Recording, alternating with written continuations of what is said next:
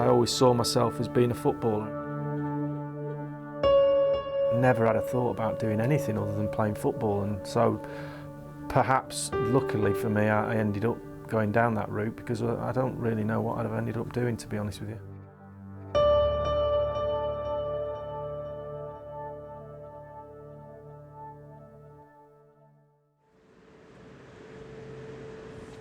Well, I was born central Manchester, really, and that's all we ever did. There was nothing else to do as a kid apart from play marbles in the grid in Manchester, or play football. And football was played on the streets. You know, the old cliche of two coats in the middle of the side street I lived on.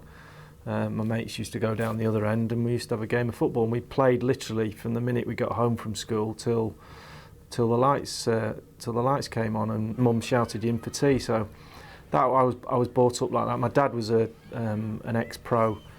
I used to play for City years and years ago in the 50s, and so football was always in the family. So as far back as I can remember, all I've ever done in my spare time is play football. I was all right as a kid, and funny enough, I played up front. I was a sort of old-fashioned inside forward. Played in that position for my Sunday team called Priory County in Macclesfield, and they were a phenomenally successful team. We won the league nearly every year, and I scored literally hundreds and hundreds of goals for them, and then got a break playing for Burnley A team when I was about 15, and the manager said, will you play left back, because our left back's injured, so I can't kick it with my left foot, and I've never played full-back, so the rest is history. I ended up as being a full-back, but I let Nigel have that position and moved over to the right. I had a great start to my career signing for Burnley as a sort of, I missed my apprenticeship because I finished my studies at college, and then I signed pro when I was 18, and that was the most memorable day, signing pro, being a pro footballer. I remember coming home and for the next week going up to random people and asking them what they did for a living, hoping they'd then ask me what I did for a living, and I'd say, I'm a pro footballer. It was that, I was that proud of it. But that didn't last long. John Bond, our manager, got sacked, Brian Miller at Burnley, and John Bond came in, and he then gave me a free transfer, and I went on to Chester, who were 92nd in the Football League then. So rock bottom of the 4th division as it was. So it was tough, but I wouldn't have swapped any of those years, because it did teach me a lot about appreciating things in football.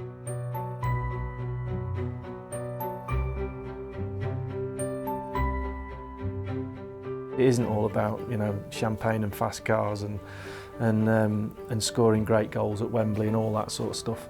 There's a lot more to it than that. There's a lot more goes on beneath those levels, and I think it holds you in good stead, not only as a footballer but as a person as well, to understand that.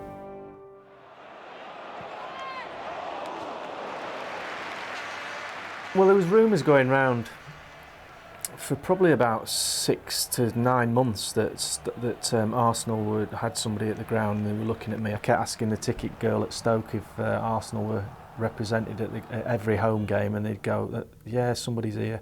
And they watched me for a good half a season at least. I think if you first see it in the back of the Sunday People or something, it'll speculation, and it'll say Arsenal watching Lee Dixon and maybe Steve Bold and blah blah blah. Well, the signing wasn't as straightforward as I wanted it to be. I actually met George Graham at the Watford Gap service station. Salubrious meeting with George Graham, and he's I think he had a Jag or something, and I remember sitting in the passenger seat, and actually, when he made me the offer of what the club was offering me, it was nearly less, just about less than Stoke had offered me to re-sign. I actually turned him down there and then in the car, which broke my heart. I ended up crying in the car on the way back to Stoke with Mick Mills. He drove me back.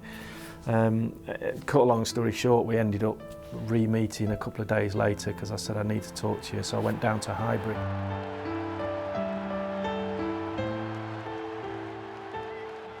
And I think that was the turning point for me, was actually going to the stadium and meeting George again in his office. I walked through the marble halls and I just went, whatever happens today, I'm not leaving here until I sign, because it was the place, the place smelt of football, you know, it was just the place I wanted to be. And we ended up thrashing a deal out, and George wasn't as happy because he had to give a bit more money away, and I wasn't happy because I didn't get what I thought I deserved, and blah blah, all that lot. But we both deep down were happy because you know, I'd signed for one of the biggest clubs in the world.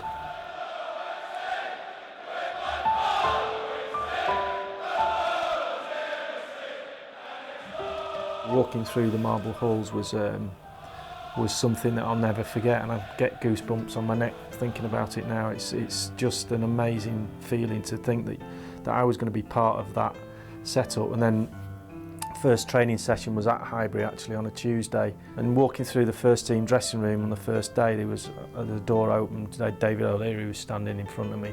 I was getting changed next to Kenny Sansom. David Rocastle, bless him, came up and shook my hand, and I was just in awe of these people. I was like, do I really deserve to be here? So I felt certainly out my depth, I can tell you that, and it was a case of trying to get the first training session out of the way and show the lads that I could actually play the game. And I think I had a bit of a nightmare first morning, and they were like, what if he signed here? But as you know, I soon settled in. They were a great bunch of lads and made me feel very welcome. Not only did I make my debut for Arsenal, which was memorable in itself, but I also won Man of the Match award, which 14 years after that, when I retired, I still hadn't won another one. Not that I deserved another one, it was just that you'd think after 612 games, probably half of those at home, you would expect to maybe get another one, but maybe it wasn't to be. Welcome along to White Hart Lane for the first North London derby of the season. Adams does well against Walsh. And still Tony Adams. Options left and right here. This is Winterburn. Brilliantly done. I remember my first derby game against Tottenham. I was in the dressing room, well, my first game at White Hart Lane, and literally Tony Adams and Michael Thomas and Dave Rocastle literally had me up against the wall by the throat, basically telling me that if I didn't pull my finger out and beat Tottenham seemingly on my own, then there'd be hell to pay. You know, it was like, I was, right, does it really mean that much? Thomas loses out to Allen. This is Paul Allen for Tottenham. And Waddle arriving, and Chris Waddle, 1-1. Because they were North London, or, you know, they were London boys. Paul Davis, you know, it was like, you don't understand, we can't lose this game. And it was like, and I really got it early on, how much it meant to the players. And then you run out on the pitch and you realise what it means to the fans as well. Chipped inside the area, Smith, and again, and this is Marwood, neatly done.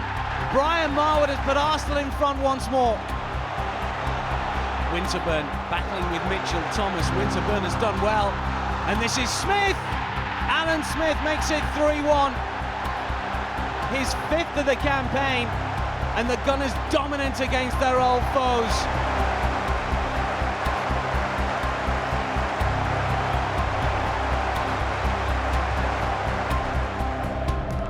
Sorry afternoon for West Ham, and Dixon picks it up again, and still Dixon coming forwards. Early ball in, here's Rocastle, wonderful first touch, and that seals the victory. Merson, Thomas, Mickey Thomas, that clinches it for George Graham's Arsenal, who remain top of the table. He was a dominant character and very authoritarian and almost Sergeant Major attitude towards his players. You do this. He was more orders than suggestions, but it worked. He had he was building a new young side, and he felt that they needed teaching and putting in a place and told what to do, and he was right, you know. And we did learn, and we did improve, and we did get to a point where we were very successful under him. And You know, he changed. He was the beginning of changing Arsenal's modern day history. Corner to Arsenal, looking for Alan Smith. Neville Southall, though, gets a punch away. Here's Lee Dixon, and it's through a crowd of players, and Arsenal continue their surge towards the title. They lead here by a goal to nil.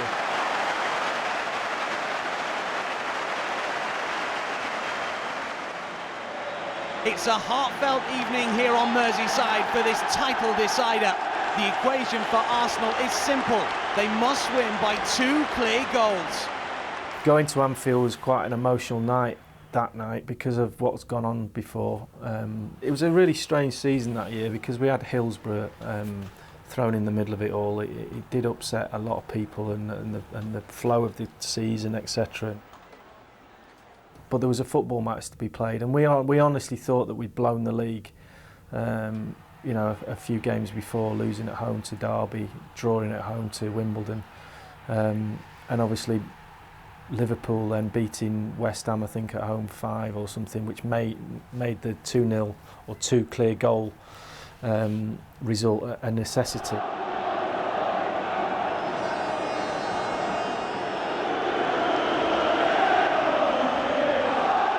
Going into the game, I think we felt like, I certainly was quite relaxed, because I honestly, there was a part of me thought, yeah, we can do this. But I think, you know, that Liverpool team hadn't lost by 2 clear goals since 1971 or something ridiculous. So they had an amazing record at home. They were an amazing team. They had the sort of the neutral effect of people, the sympathy of people because of what's happened on the season. So we were kind of on a hiding to nothing, I think, going into the game. It all comes down to this. 90 minutes to decide the title. Liverpool, heavy favourites to retain their crown. For Arsenal, they need something special to upset the odds.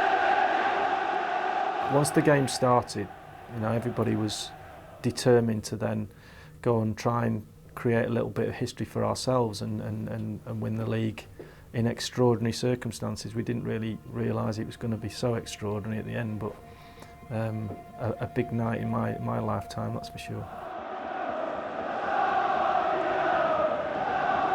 Winterburn with a free kick. This is Smith. Arsenal have the lead. Hope for the Gunners. Merson. Richardson. And this is Thomas in space. Michael Thomas. Grobbelaar in the right place at the right time. Check of the watch from Ronnie Moran. George Graham offers encouragement. John Barnes knows Liverpool are close. The game was over. I remember looking at the referee and him going. He was looking at his watch, and he was. I saw him go like this with his whistle, and I thought he's going to blow the whistle. And they had the ball at that time. John Barnes was running down the wing. He lost the ball, and Kevin knocked it back to John Lukic. And I remember John picking the ball up, and my first thought was just run up the pitch as fast as I can. So I started running up the pitch, and I heard John shouting, "Dicko, Dicko," like as if he was going to throw the ball to me. And I was running up the pitch looking, and I thought, what's he throwing it to me for? We need, you know, the game's over. I think I was the only one who saw the ref going like this. And he then he threw it out to me, and I was like, I don't want it. I literally didn't want it, because I thought we've got to get it up the pitch. So I got the ball, and I looked up, and I was looking for Alan Smith to hit it basically straight down the middle as far as I could. And Alan starts coming short for he's coming, and I'm going, what's he doing? The only ball I had was Alan, and he was coming short to his chest, and I was like, well, I had no other option than to try and hit him. Thomas away from Nickel. Mickey Thomas! Unbelievable! Arsenal have won the title at Anfield.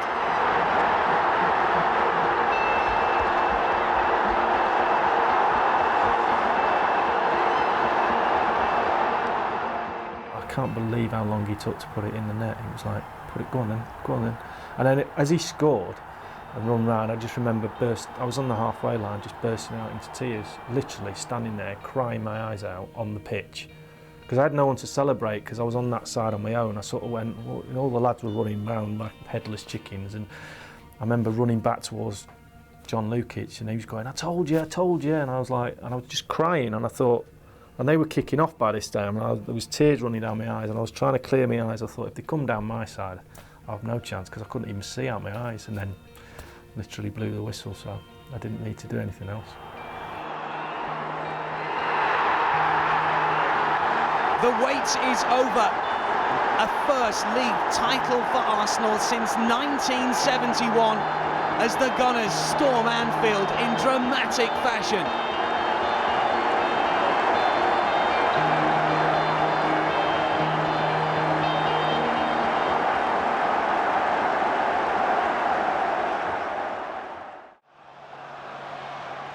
Seaman then sends it long, looking for Smith. Just about won that header. Here's Merson. What a lovely flick. Here's Alan Smith.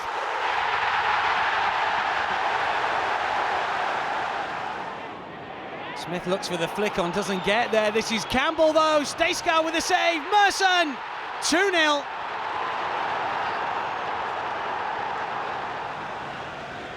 Here's Merson.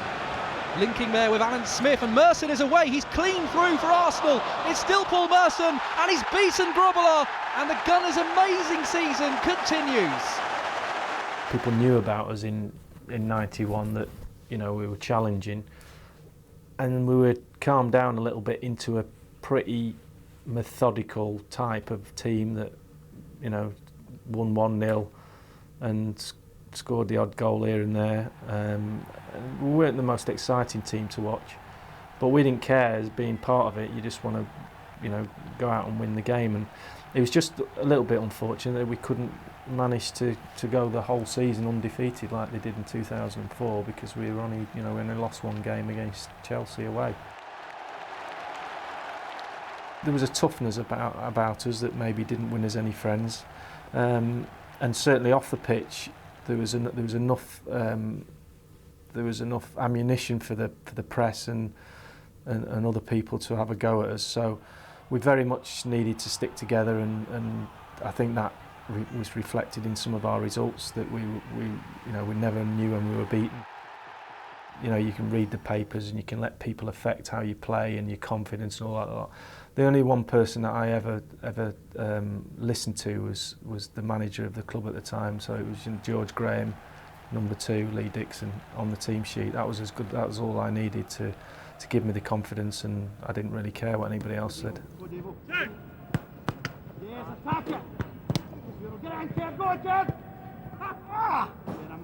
You have to give credit to George for having the vision to go, right, I'm going to build a team on a back 4 and a goalkeeper. And you've also give a little bit of credit to the players who were involved, because it wasn't easy. You know, it was boring. You know, every day we used to go in and we'd do some keep ball, warm up, bit of pattern of play or something. Might have a little game, do a little bit of this, and then George would turn around and we'd go, here we go. And he'd go, right, back 4, and we'd like, every day, it was relentless. But, you know, you can start to see an improvement, start to see improvement on the training pitch, start to see results picking up in as much as clean sheets, etc. And then, you start to go, well, he's got a point here. You could put a blindfold on us and say, right, the ball's there, where's the rest of the players? And I could tell you to the centimetre where they'd be standing, and that comes with, you know, hard work. And but there was bits of fun in there somewhere. I think on a Tuesday in 1994 we had a bit of fun, but that was about it.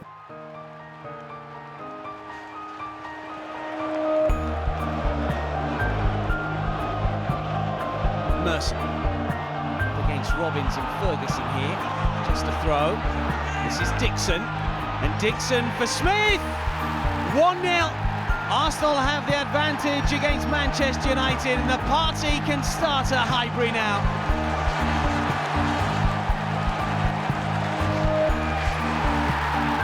Full time at Highbury. Arsenal have beaten Manchester United by 3-1, and for George Graham, a second title in the last 3 years.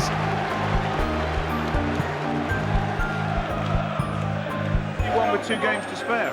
Yeah, that's right, you know, but it's just fantastic for us. It's going to be a great day. We're going to enjoy it. Actually, with people like Mitchell Thomas here, it's going to be very difficult to get in set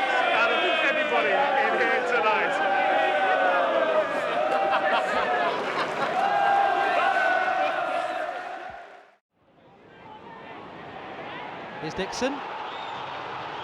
He's gone back to Seaman. What was he thinking of? Lee Dixon. Well, that was embarrassing. Quinn will try again. Might fall for David White here. David White for Manchester City. George Graham's troubles on his travels continue. It's given away by Winterburn. Here's Fashanu. And Miller and Wimbledon have scored. Once you win a title like that as well and only lose one game, you sort of think that you're unbeatable. Maybe that was it. Maybe we thought we were too good and we sort of let our standards slip. I don't know. Adams. Oh, Robbins could steal in here and steals a fourth goal. Wallace with the cross.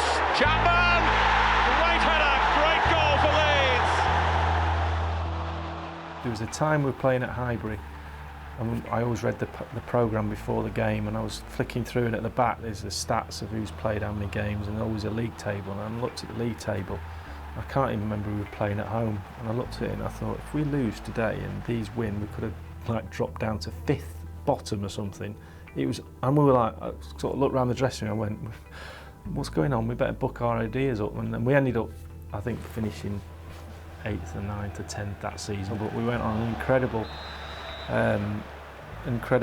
run in the FA Cup. Wilson with the free kick. Tony Adams! Is that the goal that sends Arsenal to the FA Cup final? We're inside the final 10 minutes here, and Adams, who else, climbing at the back post, has headed Arsenal into the lead.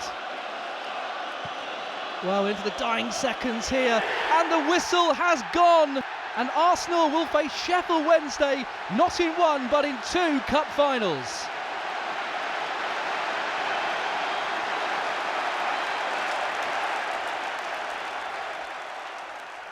One of the highs of anybody's career to play at the National Stadium in a cup final, whether it be the FA Cup final or the League Cup final or whatever. I think it was a special place to go and play, whether it be for your country or in a cup final. So I love those moments. Merson. Can't control. Morrow! 2-1. Arsenal have the lead.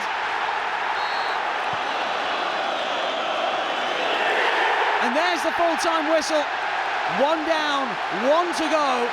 George Graham's Arsenal lift the League Cup. It was a nightmare. It was like, God, we're playing them again. And for both teams, I mean, more so for them because we were the favourites and we should have won the games and da-da-da-da. So it must have been even worse for them to think, God, we've got to play Arsenal again.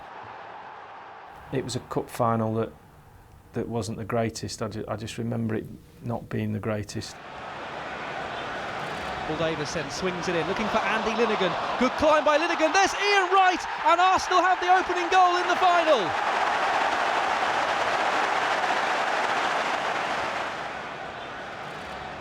Sheridan plays it in. Mark Wright flicks it on. Here's Harkes. David Hurst unmarked and has equalised on the hour. Sheffield Wednesday are back on level terms.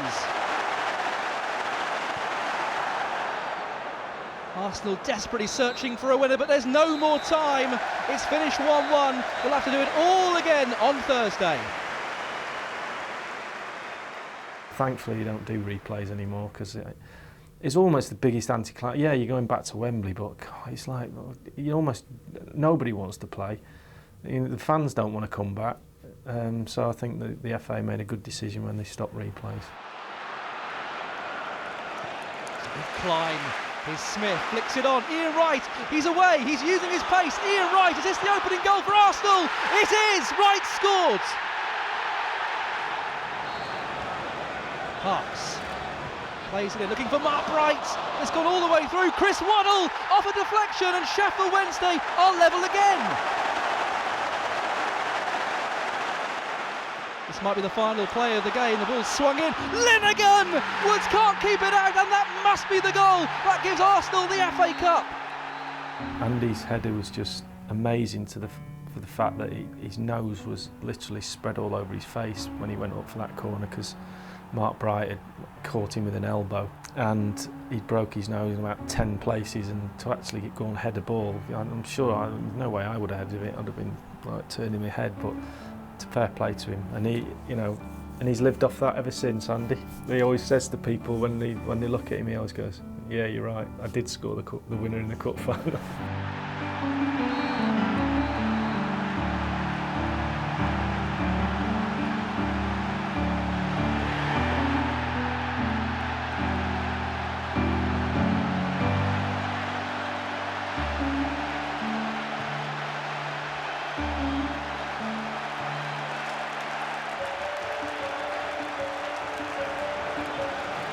Merson now for Arsenal, and still, and this is Merson! Arsenal have turned it around in Adenza. Merson, and still, in Ian Wright here, he's timed his run well. Ian Wright, what a lovely finish!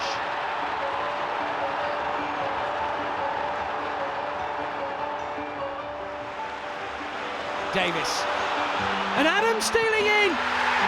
The Gunners have the advantage against Torino in the last 8 of the Cup Winners' Cup at Highbury. Davis with a free kick. Here's Ian Wright. He was unmarked and he steers the header home. That goal could be priceless.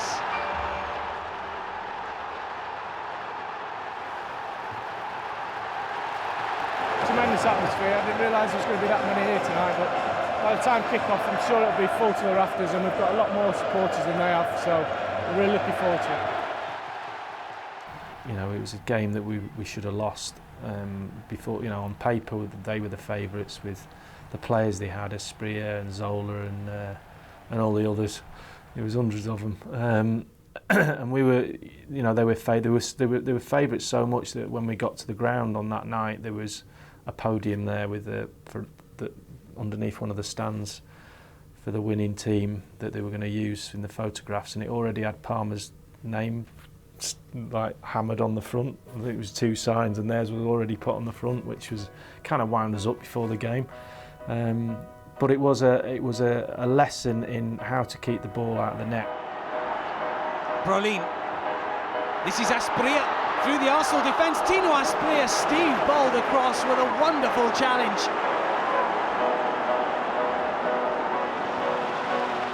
Zola. And now Brolin. Off the post! How unlucky Palmer. So close to the opener. There was parts of the game where they were swarming around our 18-yard line, and it was, you know, I kept looking over at Boldy and going, "I've got 3 over here," and he goes, "Well, I've got 4," and Tony would have 2, and then Nigel would have another 3, and I was thinking, no, they've got 15 men on the pitch here.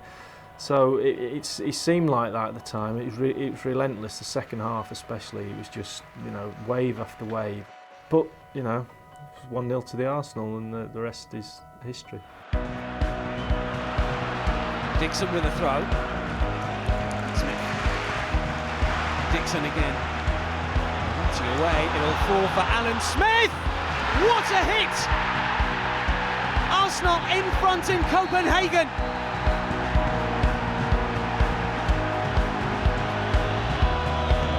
It's Arsenal's Cup Winners' Cup. Palmer beaten, courtesy of Alan Smith's first half strike. A first European trophy for 24 years. And it goes to Arsenal in true Gunners fashion by a 1-0.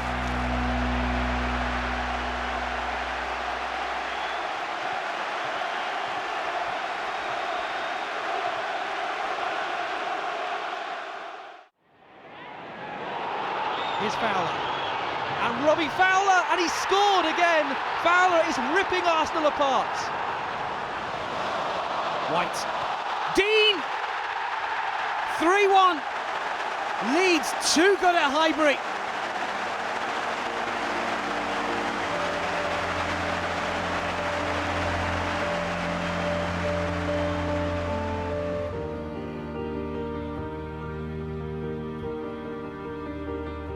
Yeah, it was a surprise. I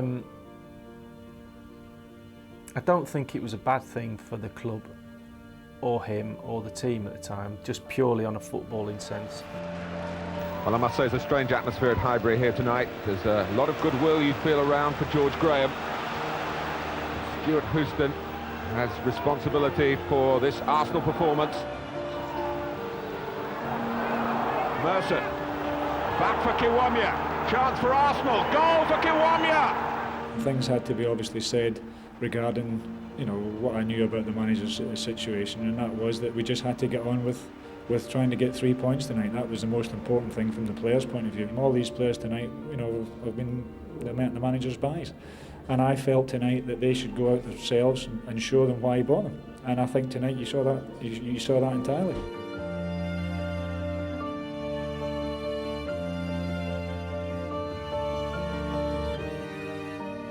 I think he just started to lose the team, and so I think he realised that, and he was going to break the team up and, you know, start again.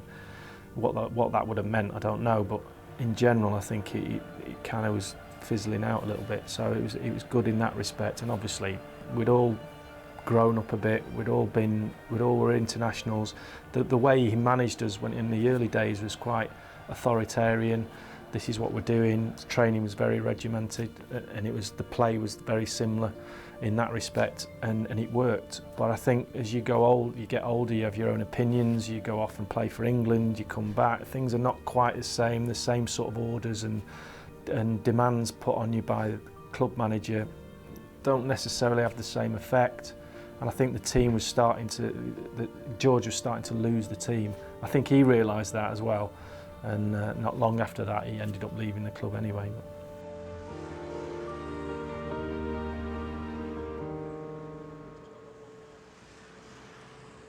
That was a bit of a shock. That no disrespect to him, but Bruce got the job because it was a bit of a surprise. It was oh, okay. We didn't think that was going to happen, but you know, we gave him the best we could. We get, you know, players are funny when new managers come in. They sort of sit back and go, all looking at each other, going, "What's going to happen now? Am I going to be in the team? Will he like me?" That basically that's all you think about. And then when you get picked first game, you go, everything's all right, and you get on with it. And that's the nature of the game.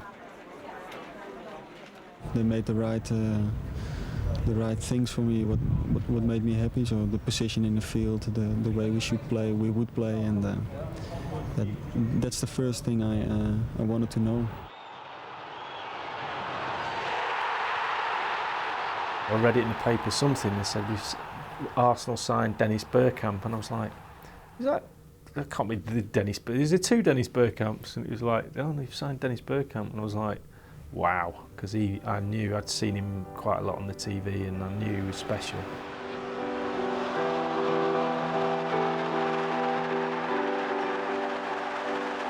Until you actually train and play with somebody like that, you've got no idea on how good a footballer he is, and even people watching him on the TV, and even watching him live, I don't even think you get the sense of how good he is until you spend every day with him in training. He's just phenomenal talent.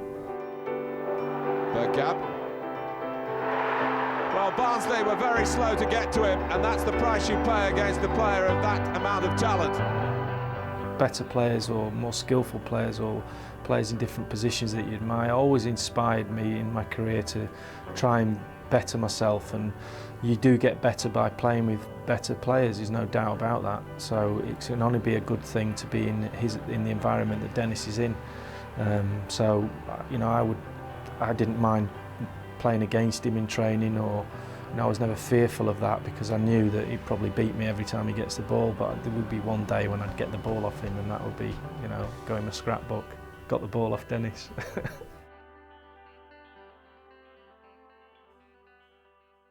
On the 10th of March, Ian Wright shocked the Highbury faithful by announcing his intention to leave the club. It's not been the greatest, you know, with certain things that's gone on, and ultimately with me putting in a transfer request, but you know, that's the way football goes. You know, sometimes it's really up and you're buzzing about it, and sometimes things happen that get you down a bit, and you just feel like you have to do things for yourself. You know, that's what I did. I spoke to him at the time that he handed me the transfer request, and I said to him quite clearly that I did not wish him to leave the club. His transfer request was rejected, and Ian was informed of that decision.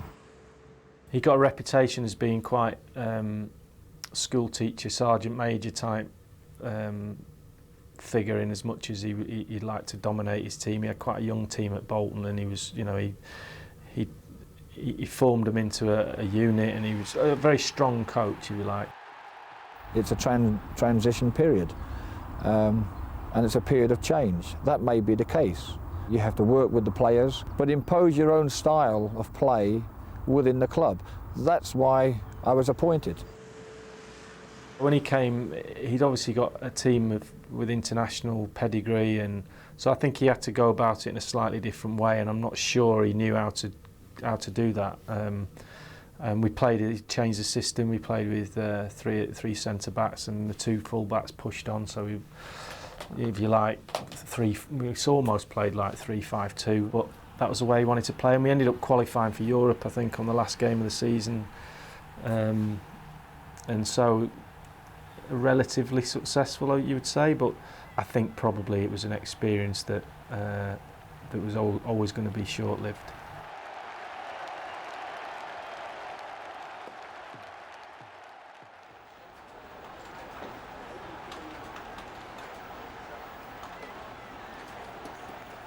It was a shock, you know. It was Arsene, who I'd literally never heard of him. You know, it was like, where's he manage? How's this guy going to inspire us into, you know, little did we know what was behind those glasses and those elbow pads. And you know, he from day one he changed a lot of things, and they all seemed like they were for the better. And the results he got from in such a short space of time is reflecting on how well he was accepted into the club by the players. The fortunate thing for Arsene at the time was he had a few older players, like myself, older players. We were 30, I was 32, but we had a group of English players who were over 30, who were in a position where, you know, we've got a few years left, we don't know how many, and we were open and intelligent enough to be open to what he said and try take that on board and try and increase our longevity at the club, because he did say, I'll increase how long you can play football for if you do this, do that. I was like, I'm all for that. Let's see what we can do, because I wanted to play forever. I came here and it was new to have a foreign manager, so I could understand the skepticism of the people. And funny-wise, the period, how long I would last, was one of the biggest bets in the country. So it was a good challenge for me to show that I can do well. We took it all on board. We listened to his advice, we did his stretching, we ate his food, we played in a way that was, we were released from the shackles a bit. You know, he didn't suddenly turn me into a more composed, sort of more skillful player than I was before. He just released me in a way that you'd say, right, that's like, you played with a lot more freedom, and I was allowed to express myself a little bit more. But that, you know, and that's what he did to everybody. And all of a sudden, the team started to blossom.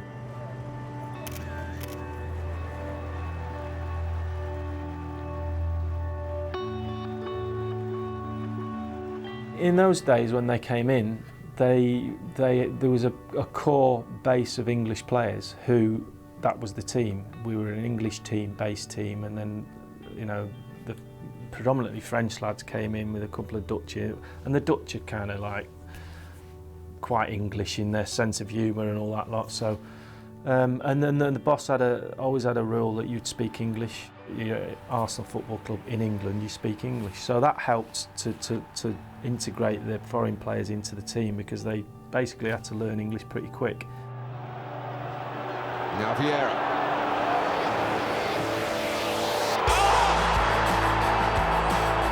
What a cracker from Patrick Vieira! Nicholas Anelka. Overmars now, Pires, this the moment it is! He's finally got a goal for Arsenal! Loads of really good midfield players I played with, but them two, Vieira and Petit, had everything. You know, even in the modern game now, playing your 4-3-3 or your 4 whatever diamond, whatever system you want to play, them two you could put them in anywhere. You'd fit the rest of the midfield players around them somewhere, because they were just brilliant. Vieira. Winterberg. Oh, what a goal! Bergkamp. Well, you start to run out of superlatives. That was the key, that the English lads passed on the traditions and responsibilities of the club to people like Patrick and Manu Petit and those players, and they took it on board. They understood, they didn't have any choice because it was forced upon them, but those things pushed us to the next level, which was going to be taking on teams like United. Adams trying to get free at the near post. Berg got ahead to it. Vieira. Oh! It flew in! Bergkamp. Ah, it's a wonderful goal! At last! Rolled in quickly. Oh, there's no flag. Bergkamp caught Southampton's back line out and then made the finish look very, very simple indeed. It's the game they're calling the crunch over brunch. The collision of the Premier League's top two, Manchester United and Arsenal, kicking off at 11:15 on a Saturday morning here at Old Trafford, where the atmosphere, as you can imagine, is simply fabulous. And Arsenal have the chance here to seriously reopen a championship race, which until recently looked a formality for Manchester United.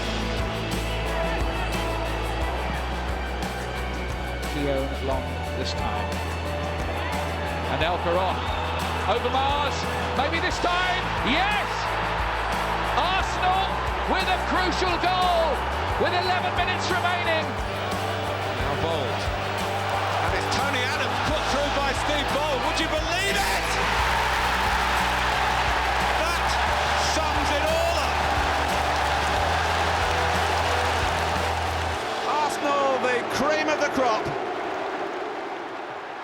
It was just a matter of time before we won something and be a little bit dominant for a few years, because everything was clicking together.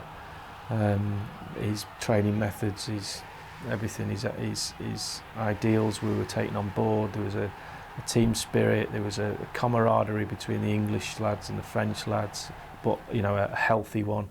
And it was just, we seemed very powerful as a unit to actually go, we're going to take some teams on now, we can really push on. I think we already kind of knew something was going to happen before it did.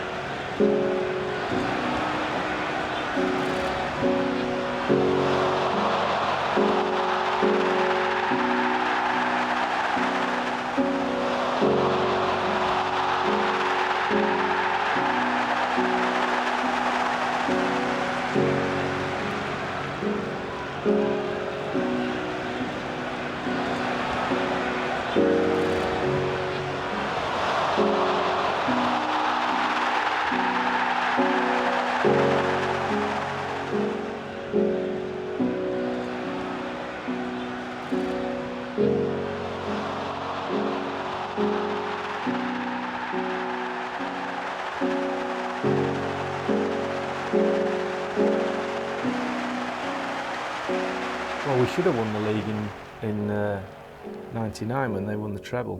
We should have won the double, because Dennis should have put that penalty away, and then Ryan Giggs wouldn't have been a hero. And also we should have won I think if we'd have won that semi-final at Villa Park, then we would have gone on and won the league, because that would have been a massive blow to them. But they gave him that little fillip they needed, and they went on and won the treble, which was in extraordinary circumstances. So that year we should have won it. So then you go to 2000, and we weren't far off, but sometimes there's only one team that can win the league every year, and it takes some winning, and sometimes it doesn't quite go for you. There might be a couple of results that you let slip. So there wasn't a lot between us over those years, and it was frustrating when you just fall short of the final few hurdles. But again, on the flip side of that, when you get it right and you win, it makes the winning, you've got to sample the losing to enjoy the winning. Turkish delight versus English despair. Arsenal are broken. McAllister. Arsenal look to clear. Adams underneath this one. Owen! 1-1. Liverpool level. Owen away from Dixon and Adams and beats Seaman. 2 in 5 minutes for Michael Owen and Liverpool. They've stolen the cup from Arsenal in Cardiff. How did we lose that FA Cup final, by the way? You know, we should have been 3-0 up at half-time and cruising and, you know, being 1-0 up like we were and all that, and the handball, end shot, oh, it just brings all back the memories. It was a frustrating period in that could have been, you know, even more trophies and more victories.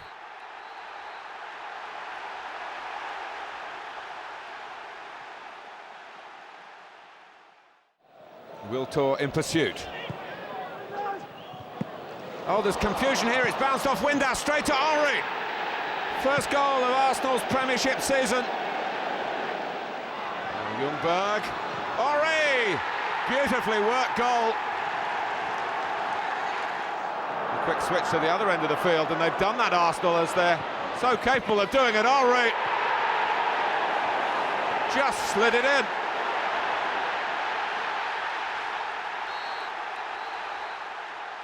Couldn't eat his hat when he first came. It was, you know, in training he was like, whoa, what we signed here? You know, it was almost comical. His first few training sessions were difficult, to say the least, from his point of view. But he settled down and he'd take the banter and we'd have a joke about him. And but he was, once he got his goal-scoring boots on, he was, again, almost like Nicholas. He was almost unplayable at times.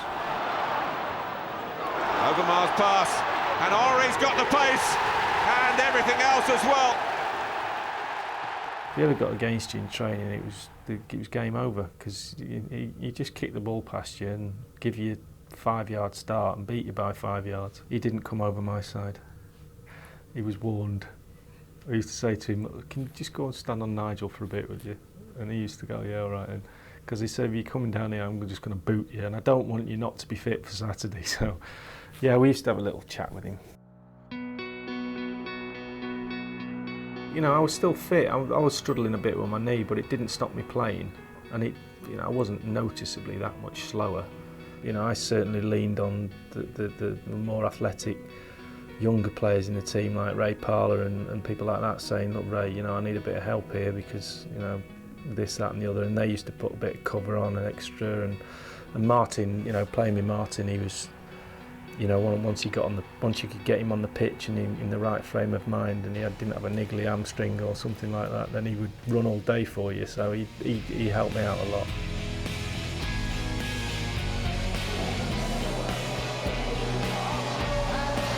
"12 months after the disappointment against Liverpool, Arsenal are back in Cardiff. This time it's Chelsea that stand in their way at the Millennium Stadium, as Arsene Wenger's side hope to complete the first leg of the Cup and League double. Parlour now for Arsenal. Maybe an opportunity here for the Gunners. It's still Ray Parlour! Sensational strike!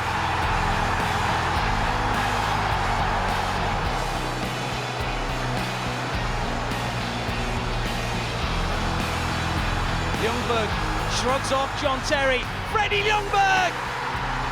The cup is heading back to London, adorned with red and white ribbons.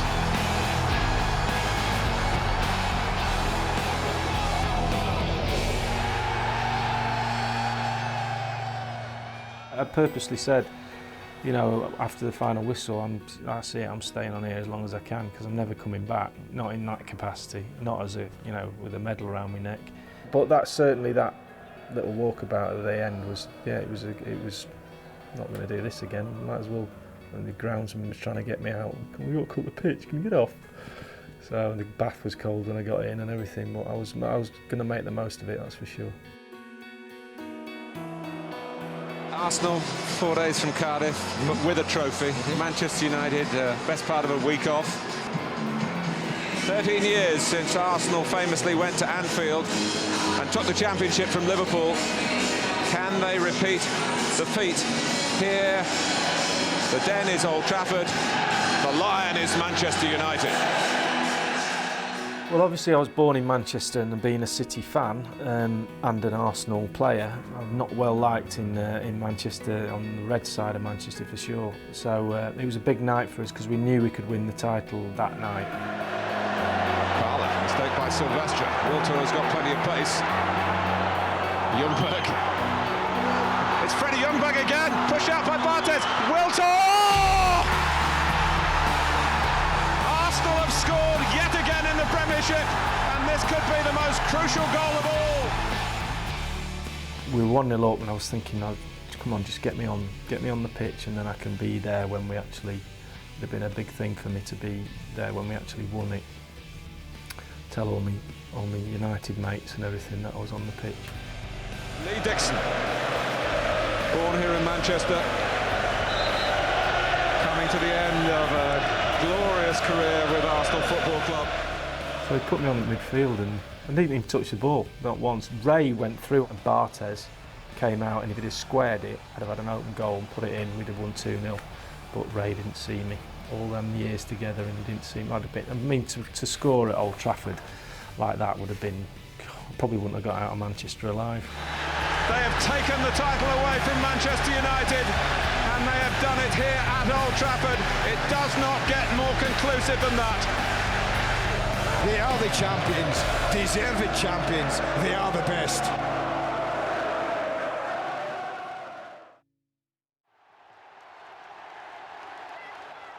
I made a point of, right throughout my career, every single game I played, whether I was great, 10 out of 10, 0 out of 10, we got beat 5-0, won 5-0. I made a point of clapping the supporters, of making an effort, especially away from home, of going up to our fans and clapping. And there was times when I didn't really want to because we'd been poor and the fans wanted to boo us or whatever the reason. But I just felt that it was the right thing to do, and I think that endeared me to them in as much as I always showed my appreciation. Always tried to get the rest of the lads to go over. Sometimes, they wouldn't want to or whatever. I tried to force them to go over.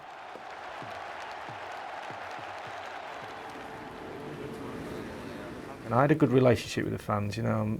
They always knew that they would get 100% from me, whether I was, as I said, whether I had a good game or bad game. And I had a few bad ones. There was a period I can't remember where, there was a spell of about 18 months where I don't think I had a good game, and I was lucky to keep my place, but I did, and I think I came through that and ended up, getting through it. But I think the fans notice when you're giving 100% when you're not.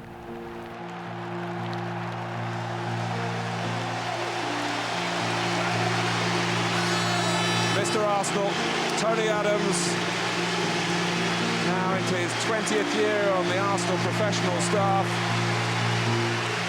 Born in a particularly good year for English football, 1966.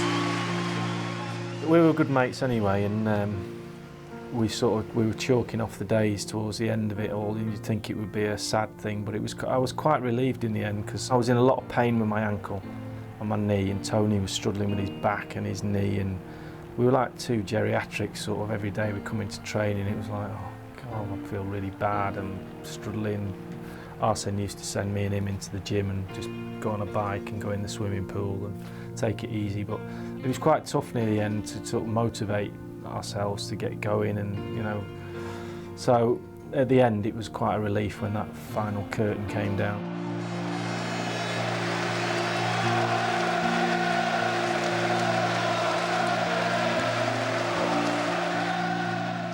He's Mr. Arsenal, like the cliche says. He was a brilliant captain to play under as a footballer, because you get everything from him, and he would inspire you. And I had a lot of troubles in his career with his drinking and his addiction and all that. So I've been through it with him all those years as well, and seen the difference in him as a person. I've got a lot of time for Tony. He's a top man. Winterburn. He's looking for Lee Dixon. How about that? Well, Tony Adams might play again. Lee Dixon won't, not this, of course, is another call for a testimonial. His official time at Highbury has come to an end, and my goodness, he deserves some salutes. You know, 3 o'clock on a Saturday is irreplaceable. So moments like that, nothing, doesn't matter what it is, ever replaces that feeling of kick-off time on a Saturday. And so to try and fill in things that sort of help take that memory away is what I do.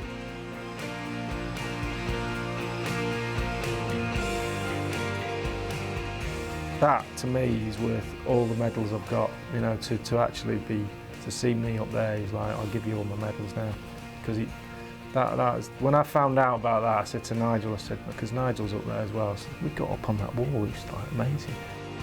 It's when you see things like that, you actually remember what you've achieved for the club, and how great it was to play for the club, and the other people, the people who decide on putting me up on that wall, have been appreciative of those efforts. And you know, people say to me, "Oh, thanks for all the years and the pleasure you give me." And I always say, my reply to that is, I had more fun than you.